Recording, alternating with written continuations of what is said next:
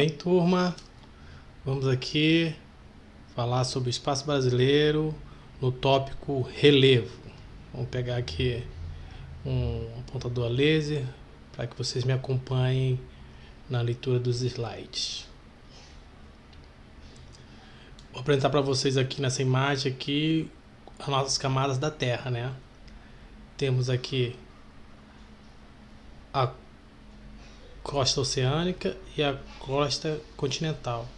Juntamente com a parte superior do manto, ela se forma a litosfera, que tem aqui no outro desenho ao lado, né? Com esse outro termo, né? Litosfera. Ela vai de 6 a 12 km a crosta oceânica e de espessura temos de 25 a 70 a crosta continental. Temos uma zona de transição, né, que seria a nossa astenosfera, e até a parte superior do manto inferior, né. O manto inferior seria a nossa mesosfera. A parte superior do núcleo externo e o núcleo interno, isso tudo aqui de 2.900 km a 6.378, é a nossa endosfera. Professor, tem que saber esses termos? Tem, senhores, senão não estaria apresentando para vocês. Temos que saber sim. Tenta criar uma palavra, né? Lame, litosfera, astenosfera, mesosfera, endosfera. Uma coisa, tentem criar vocês uma forma de decorar melhor essas informações, né? Vou apresentar para você cada ponto, característica de cada um dessas camadas. Primeiro pela a crosta, né? Que temos a oceânica e a continental. É a parte superior ou externa da litosfera, encontrada tanto nas áreas continentais como submersa pelos oceanos, a crosta oceânica. A crosta continental tem a espessura que varia de 25 a 70 km, com rochas mais densas na parte inferior e menos densas na parte superior, próxima à superfície. A crosta oceânica, por sua vez, tem espessura entre 6 e 12 km de profundidade e é constituída predominantemente por rochas mais densas. Manto superior é a parte da estrutura interna da Terra que se encontra logo abaixo da crosta e vai a cerca de 400 km de profundidade. Juntamente com a crosta, a parte superior do manto forma rochas sólidas, constituída por litosfera. As duas juntas têm esse nome aqui, dessa fase aqui, senhores. Manto inferior. Já chegamos ali na nossa mesosfera. Constituído por rochas fundidas diante das elevadas temperaturas, o manto inferior estende-se de 670 a 2.900 km de profundidade. É nessa parte que se formam as correntes de convecção do magma. Já vou explicar para vocês o que é essa corrente de convecção. O contato com o núcleo externo aumenta as temperaturas desses materiais, que são impulsionados em direção ao manto superior, onde se resfriam e mais densos, tornam a descer para perto do núcleo, onde novamente são aquecidos e reiniciam o ciclo. O que isso quer dizer, senhores? Temos aqui a nossa costa oceânica, nossa costa continental, né, terrestre. Daí temos aqui uma falha na crosta, que é ligado até tem uma ligação aqui até o núcleo, né? Aonde através dessa falha vai se submerger o magma, né? Formando aqui uma rocha, né, nova, que ela vai resfriar com o passar do tempo. Tem um tempo geológico, é muito tempo, é milhões e milhões de anos aqui para se constituir, para se resfriar e formar uma nova rocha. Porém, essa rocha resfriada vai empurrar essa outra, a própria placa, né, aqui, que ela vai se deslocar e vai encontrar com outra placa continental aqui. Por essa placa ser mais densa, ela vai se submergir. Ela submergindo, ela vai chegar a temperaturas altíssimas, que vai derreter, tornar ela um estado líquido pastoso novamente e reiniciando novamente o ciclo, ó. Ciclo de convecção. Daí tem aqui também um esquema que vai te ajudar. O material quente no manto acende, que ele vai subir, né, do manto. Daí, próxima à superfície, se esfria, levando a placa a se formar por meio de endurecimento da litosfera e divergir. Quanto à consequência das placas, uma placa resfriada é arrastada sobre a placa vizinha. Em seguida, ela afunda na astenosfera e arrasta o material de volta para o manto, dando início a um novo processo. Tudo isso aqui. Esse é a corrente de convecção, senhores. O núcleo externo, localizado na faixa entre 2.900 e 5.112 km, é constituído por dois minerais predominantes, o níquel e o ferro, totalmente fundidos por elevadas temperaturas. Vamos falar agora do núcleo central, né? O núcleo central constitui a camada que fica entre 5.100 km e o centro da Terra, a 6.378 km.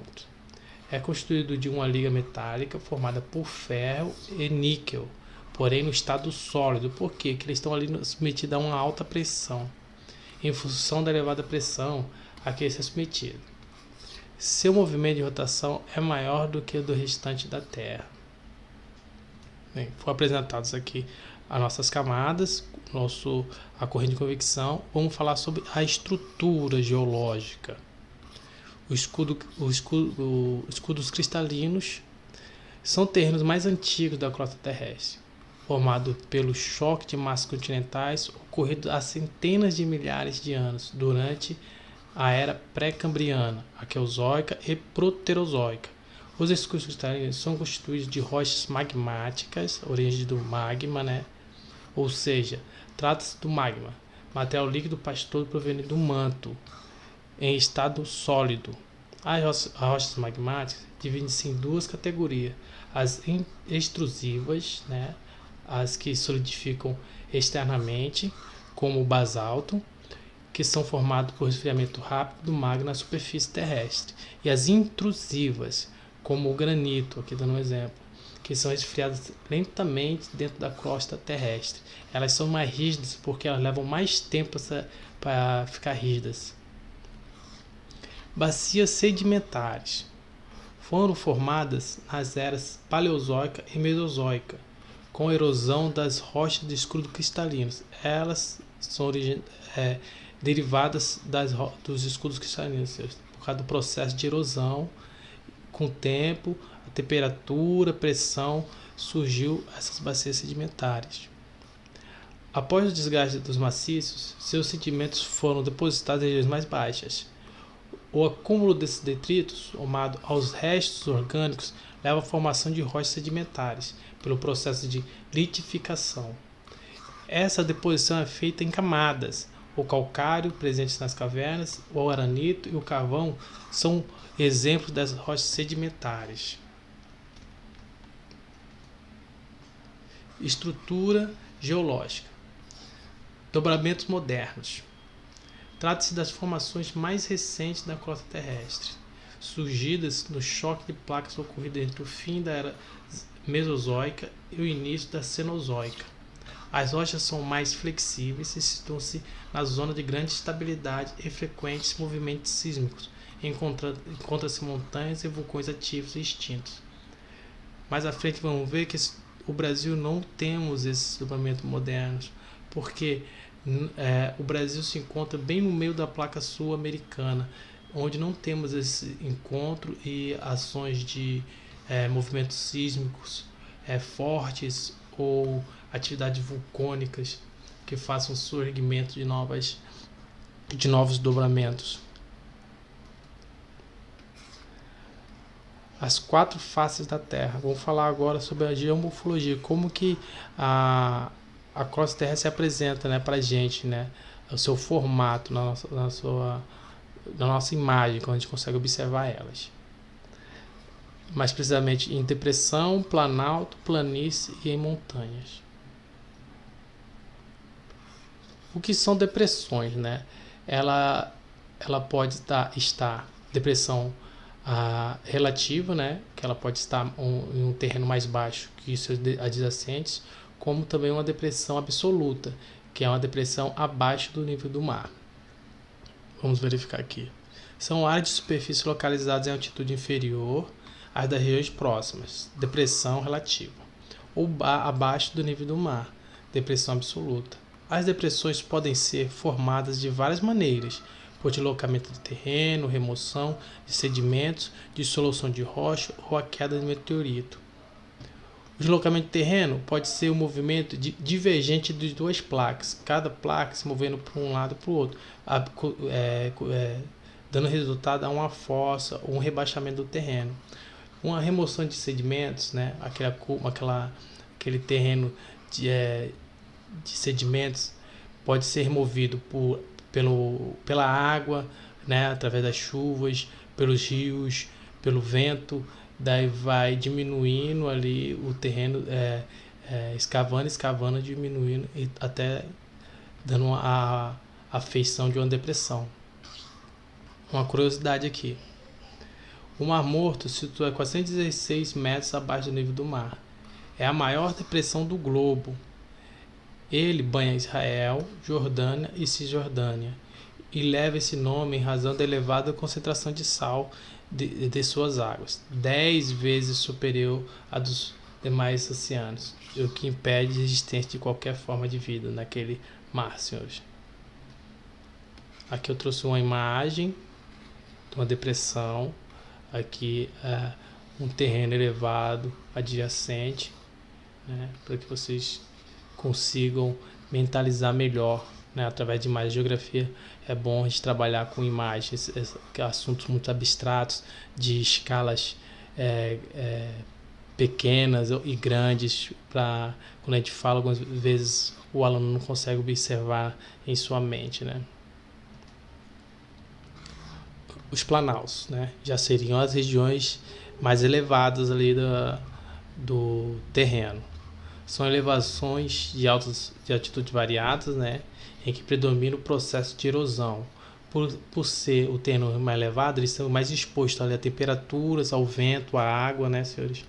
E cuja composição rochosa pode ser de rochas sedimentares, né, cristalinas, né, mas as mais antigas, né, aqui pode ser acúmulo de sedimento, as rochas, né, ou também as metamórficas. As metamórficas são rochas que intrusivas, né, e elas recebem uma alta temperatura e pressão, formando uma rocha metamórfica.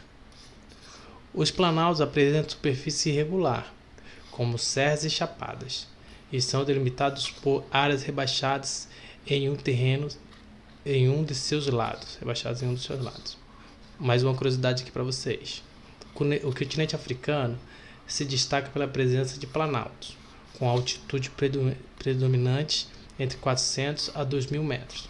Na porção leste, né, nordeste, destaca-se os planaltos da Etiópia e dos Grandes Lagos. Aqui uma imagem de um planalto sendo delimitado por um rebaixamento no terreno, né? Já as planícies, diferente dos outros das outras formas apresentadas, a planície não se caracteriza por altura, e sim pela sua formação, pelo seu material. São áreas de superfície relativamente plana, formadas por rochas sedimentares e nas quais predomina o processo de deposição e acúmulo de sedimento. Por ela estar em áreas mais rebaixadas, é aqui que vai receber o material erodido, né?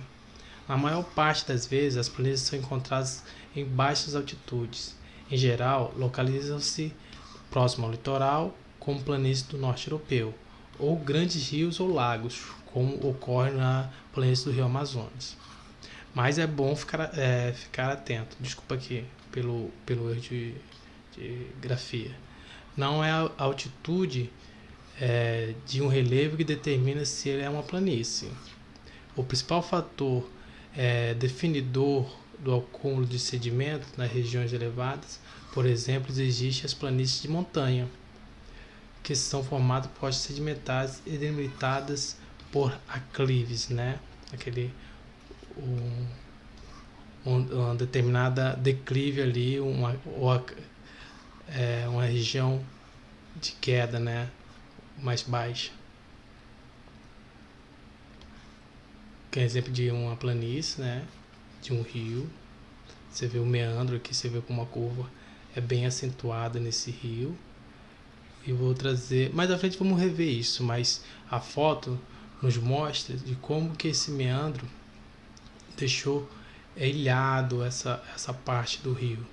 O que acontece?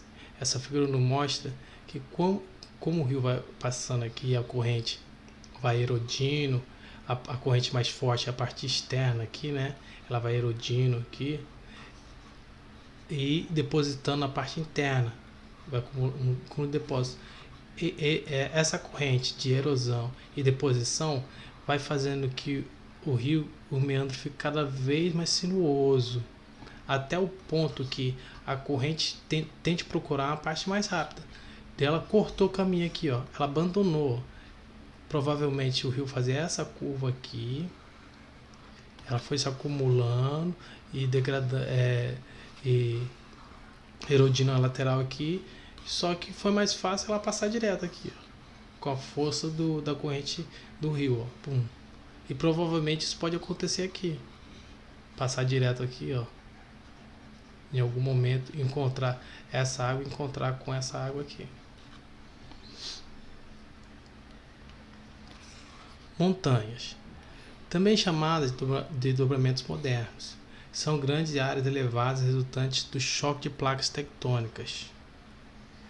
Os maiores picos do mundo ficam nas cordilheiras do Himalaia, um complexo montanhoso que se estende por 5 países asiáticos: o Paquistão, a Índia, o Nepal, Butão e a China. Sua formação resulta há cerca de 70 milhões de anos. Resulta do choque entre a placa tectônica indiana e a placa euroasiática. Mais à frente vou trazer uma imagem mostrando as placas do globo. O curioso é que a placa indiana continua a se mover, fazendo com que o Himalaia se eleve a uma taxa de 5 milímetros por ano. Então, o Himalaia continua crescendo devido ao movimento de placas. A imagem de uma montanha, né? Um dobramento moderno. Agora vamos falar sobre as construtoras da Terra, né? Os movimentos endógenos da gente, né? Quem faz isso são as placas tectônicas. Elas que modelam o relevo, né? Há milhares de anos.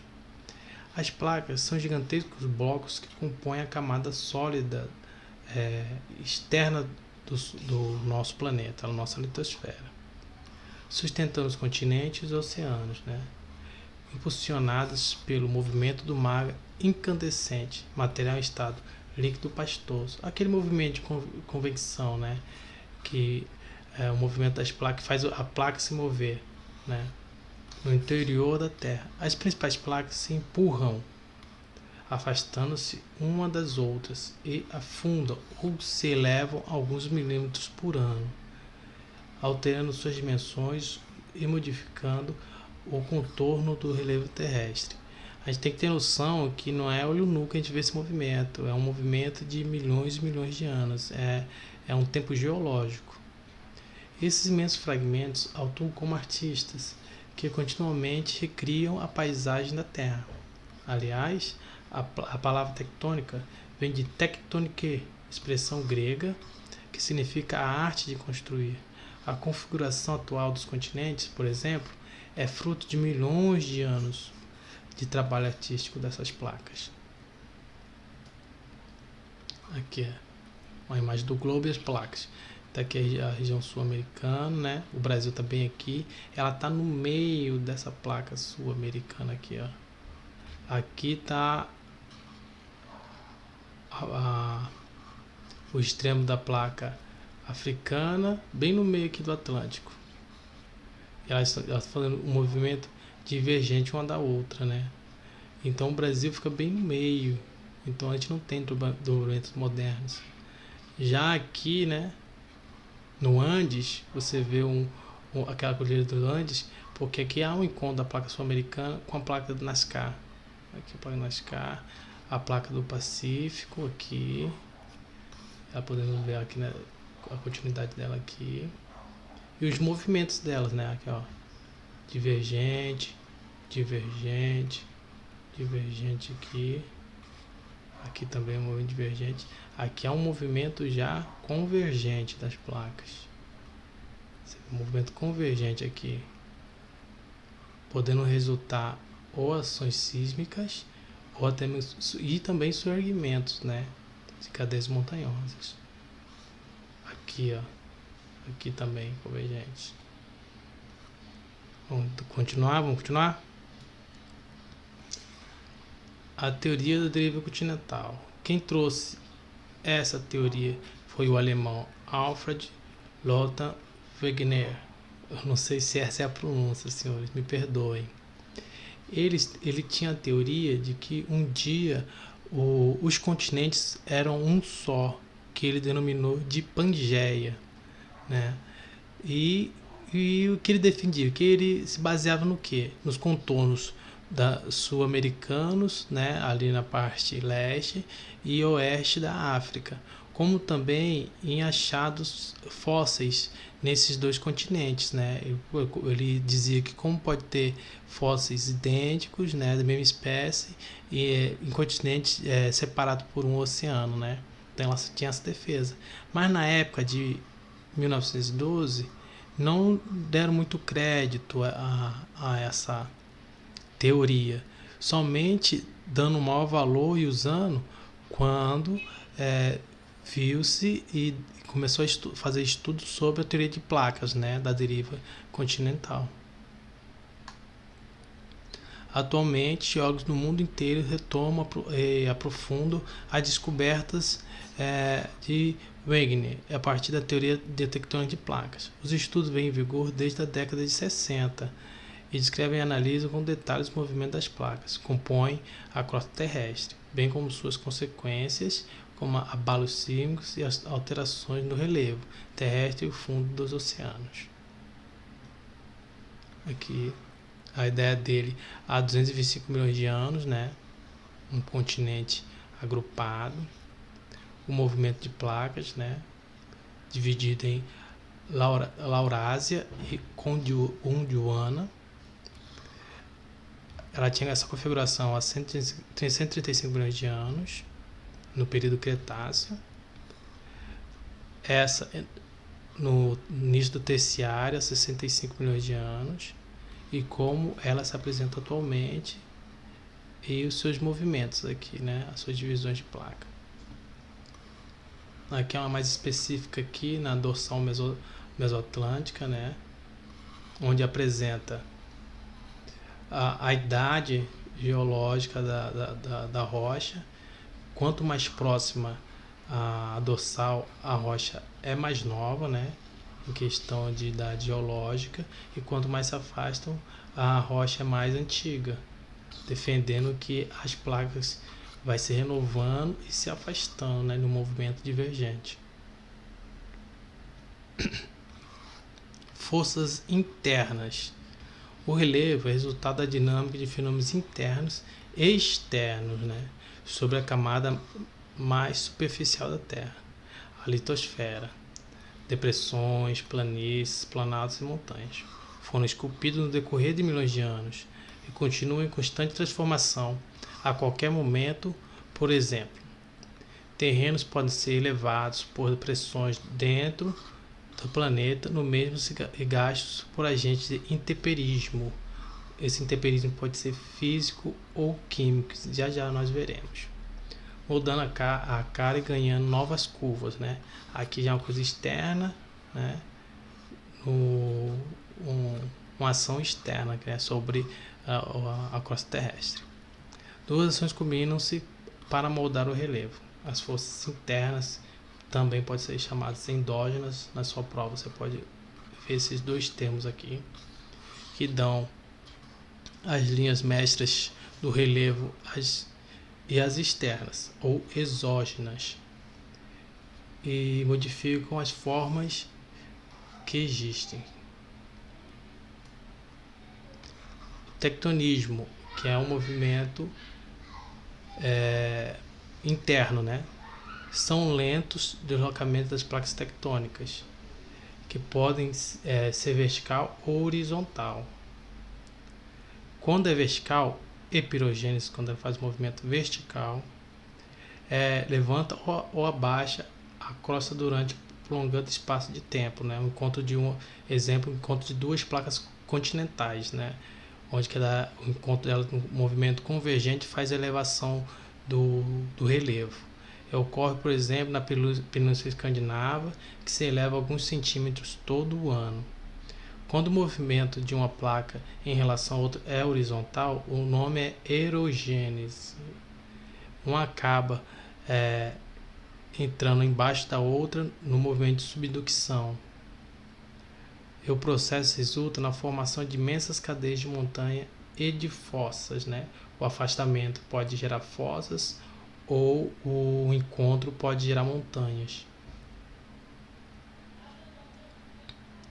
Aqui tem um movimento convergente, né, entre duas placas continentais, né, aonde há um movimento de elevação e construindo uma cordilheira.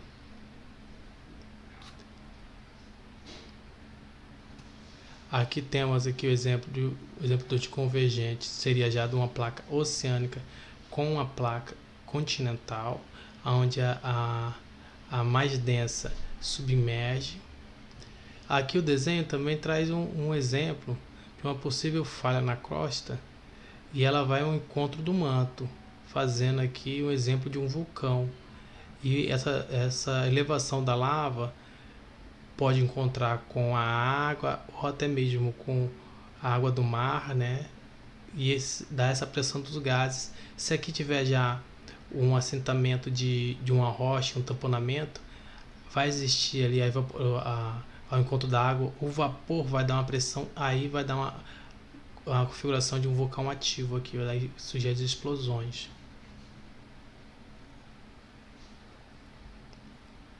Placa divergente, que o desenho mostra o movimento de convecção, né?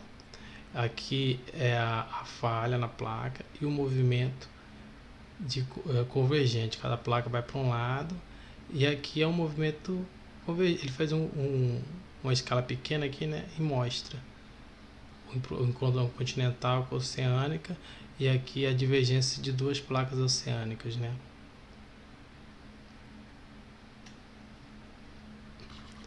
Já que é um exemplo de uma transformante, são placas que elas se movem para lados opostos, né? Com a grande com foco maior aqui, tendo um possível abalo sísmico, né? Tem grande chance de ter esse abalo, né? Tem grande tensão. São criadas as duas placas que deslizam uma do lado da outra. O atrito entre elas guarda muita tensão, que pode causar terremotos destruidores, né? O exemplo aqui é a falha de San Andreas, que corta a costa da Califórnia, nos Estados Unidos, e o litoral do México. Então, eles estão falando de movimentos internos, né, do vulcanismo. O vulcanismo são fendas na crosta terrestre, por meio das quais o magma, o material em estado líquido pastoso, vindo do manto, atinge a superfície. Existem dois tipos de básicos, né? O ativo e os explosivo e não explosivo, né? O ativo e o não ativo. O primeiro aparece nos pontos de encontro das placas tectônicas, os grandes blocos que formam a litosfera, né? Seu melhor exemplo está nos vulcões que desenham o cinturão do fogo em torno Oceano Pacífico. Esse tipo de caracteriza também pela lava quase sólida, além de se expandir poeira e uma mistura de gases a vapor d'água. A lava desses vulcões vem nas profundezas da Terra, né, ali do manto, onde a temperatura elevada derrete a rocha da crosta oceânica e faz com que ela se misture com a água, que confere um caráter explosivo ao vulcão. Isso ocorre porque conforme a lava sobe, o vapor da água é liberado da rocha e a esbarra numa tampa formada pelo material endurecido da explosão anterior, aumentando a pressão até explodir de uma vez.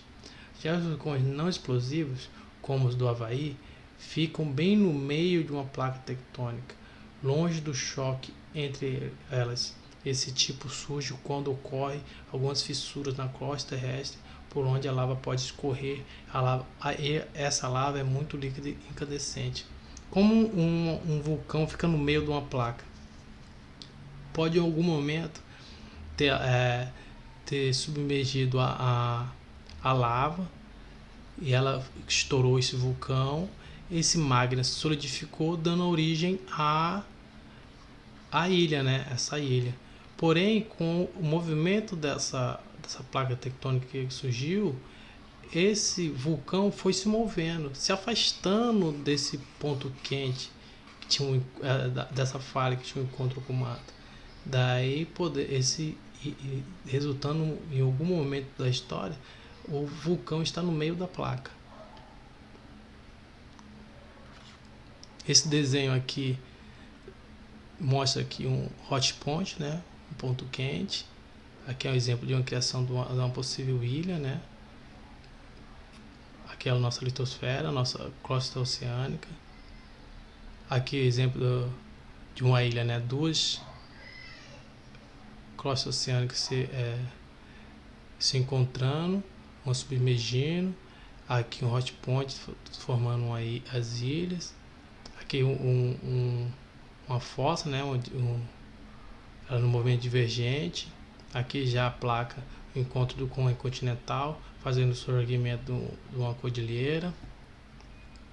Mas aqui à nossa direita temos o exemplo das rochas, como que elas são formadas, né? A rocha ígnea ou magmática, elas são intrusivas, elas são formadas aqui no interior. O exemplo é o granito.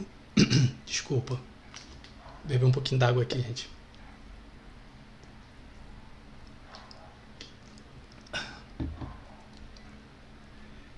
A rocha metamórfica aqui, ela está exposta a uma alta temperatura e pressão, né? A rocha sedimentar, ela vem de várias camadas, né? Deposição de várias camadas, resultado da erosão dos maciços cristalinos aqui, né? Aqui um exemplo de um vulcão ativo com o magma escorrendo aqui, com seu possível resfriamento, com o passar dos anos formar uma nova rocha, né? Já seria fora, né? Não seria intrusiva, né? Um exemplo aqui seria o basalto aqui, poderia formar desse magma aqui.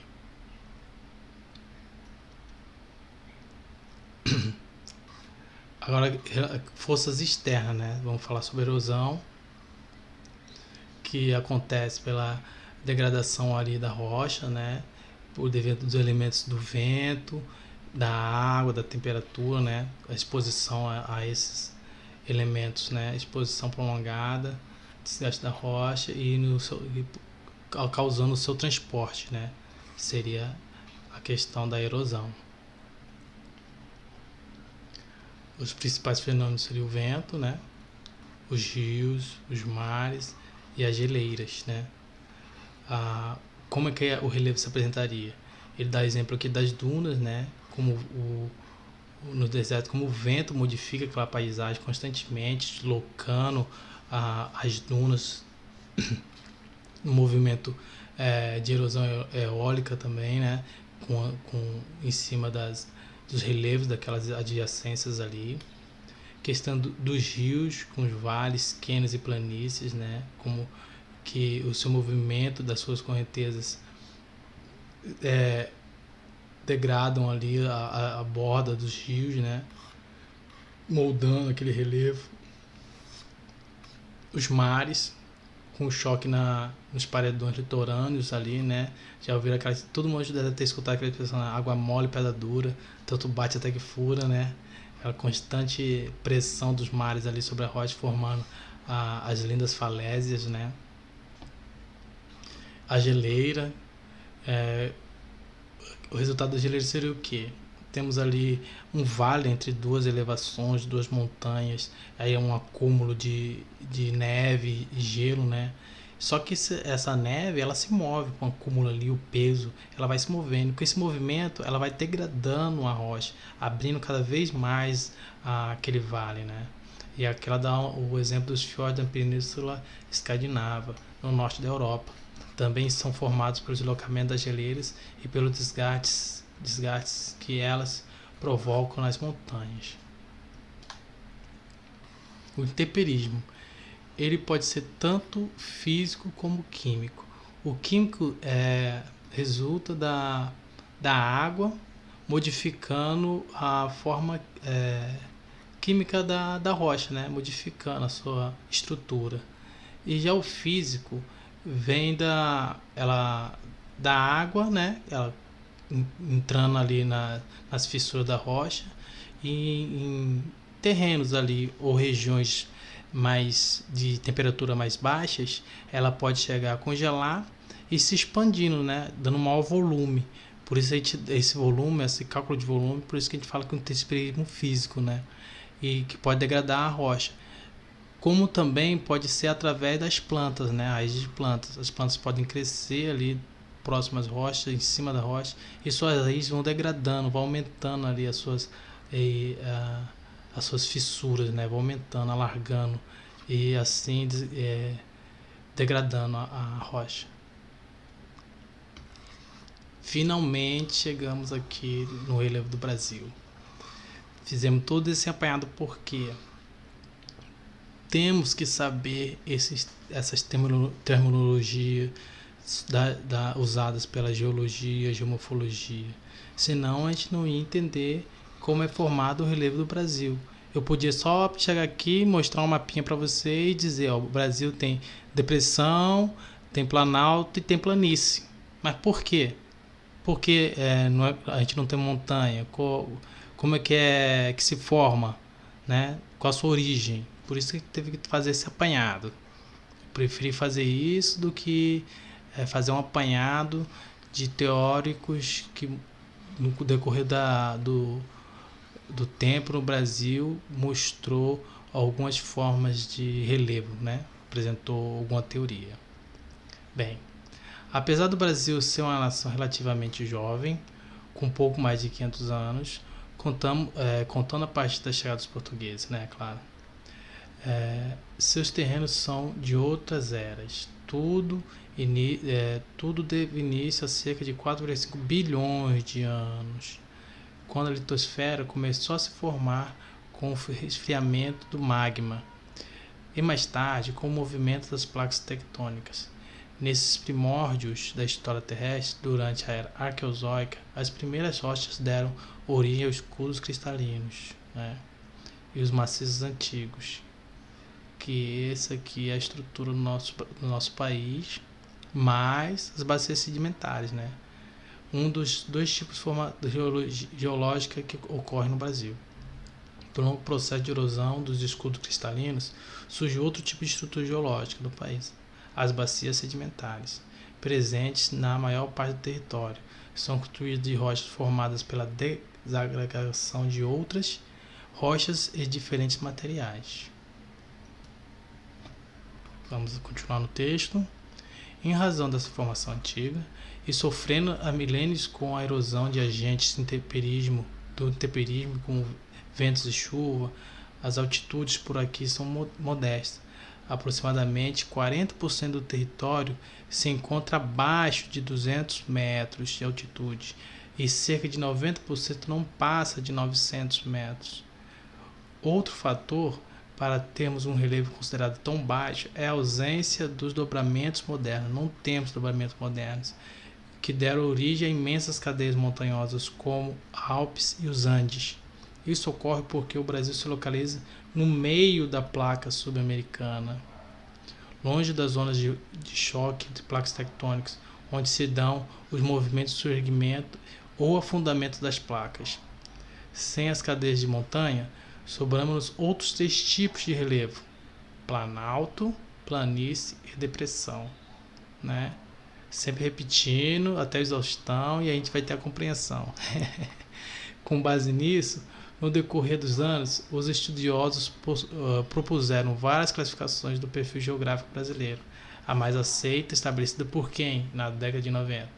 Jurandir Ross, um geógrafo da USP, considerando o processo de formação de diversos relevos no mundo e também a altitude de formação do Brasil. Como é que ele dividiu? Ele dividiu em 28 estruturas, onde 11 são planaltos, 11 depressões e 6 planícies. Tenho que saber? Temos que saber, sim, senhores.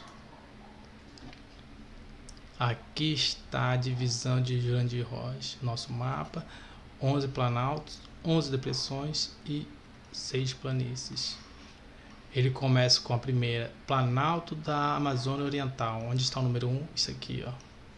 Planalto da Amazônia Oriental. Planalto da Chapada da Bacia do Parnaíba. Parnaíba, na região aqui, Nordeste. Ele deu um nome. Ele vai pela região também, né? Planalto da Chapada da Baía do Paraná. Então tá mais ao sul, né? Número 3. Aqui. Planalto da Chapada Parecis, número 4. Parecis aqui, mais no centro-oeste.